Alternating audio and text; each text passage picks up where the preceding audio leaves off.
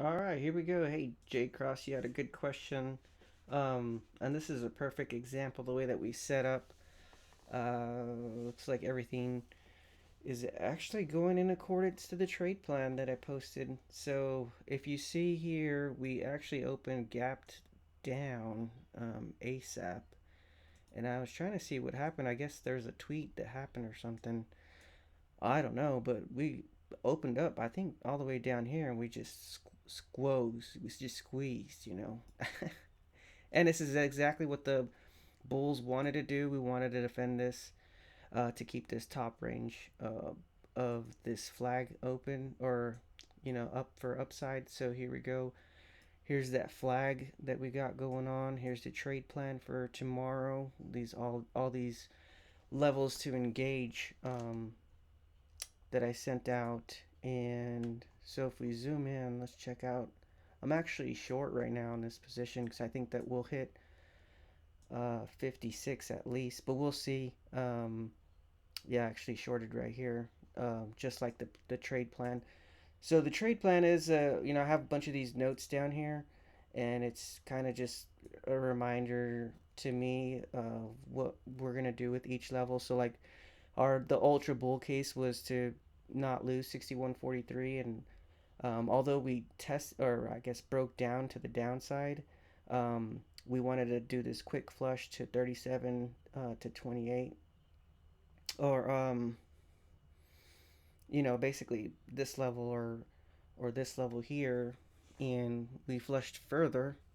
We went to 16 to 20, and then we also had a possible bid, and we wanted to hold this. But since we flushed it and just squoze from here, I mean it's kind of actually really bullish. And we got to think about the context too. We fell quite a bit on Friday, what, like 75 points or something, 76 points um, on Friday in a single day. That's a lot, That's a lot of movement, and we have some consolidation going on or some basing right here in this area.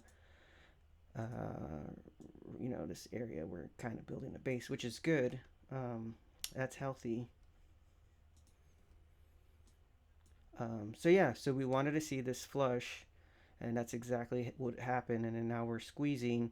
Now we didn't want to break this 60 to 70 level right away. We did want to, drain some of this demand or resistance that we got going on. You can tell it's a pretty big level right here, and it's also the level that we bounced, just barely above. Well, twice.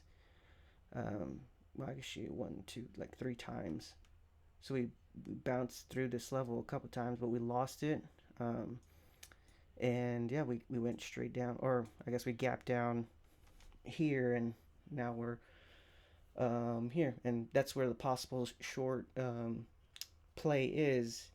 Now, with all of this action, this is actually a lot of action that's happened. We can actually start deleting some of this stuff because it's already played out.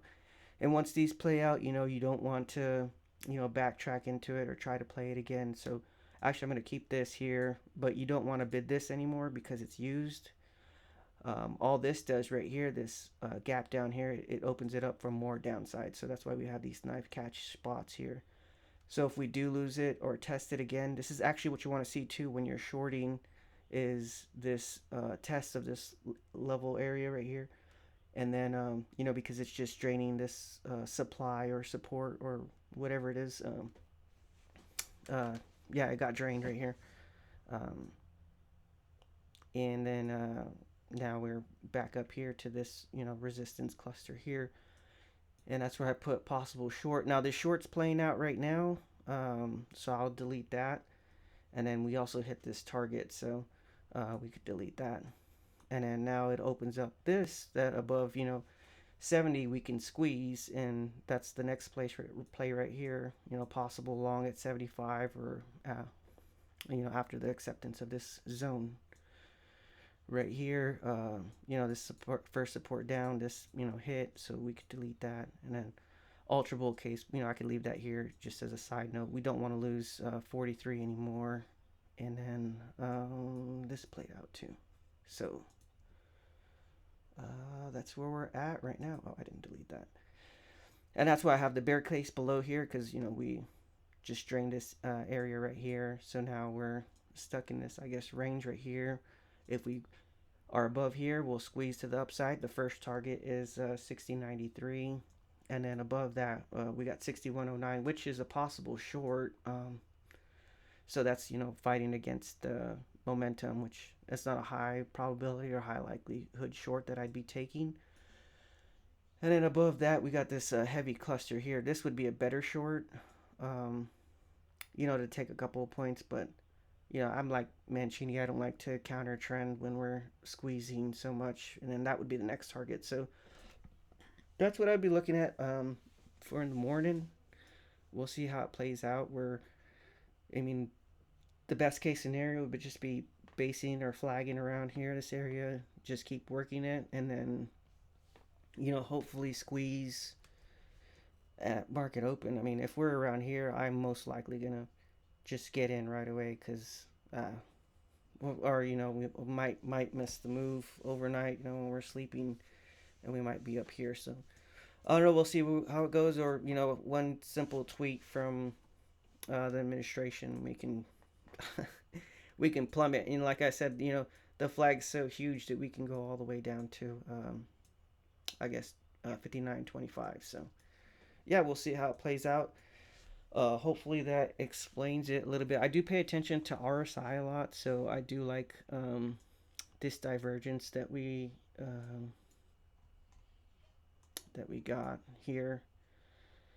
Normally, like this red line is the average moving of RSI, and it's pretty easy to, once you get the hang of it, to figure out, like, is this a good spot to short or is it a good spot to long?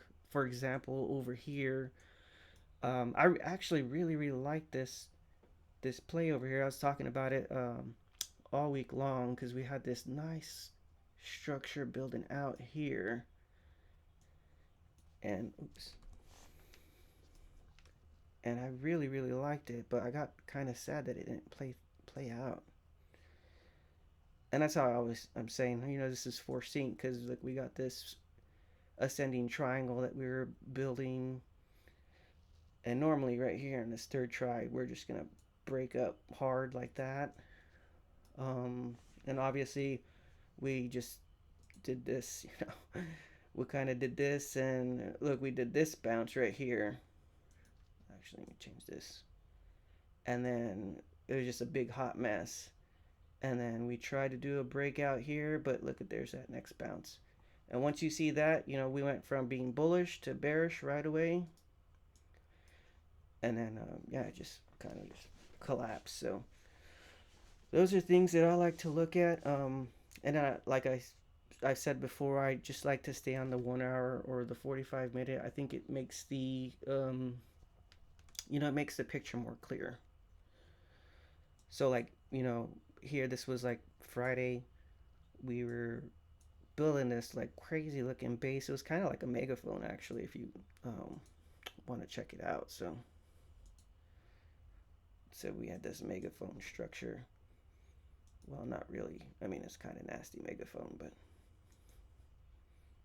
um, so yeah.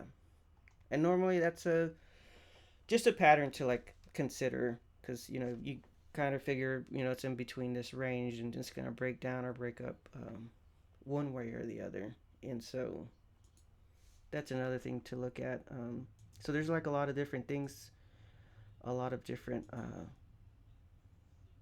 I guess, yeah, things to think about and consider when you're getting into a position. But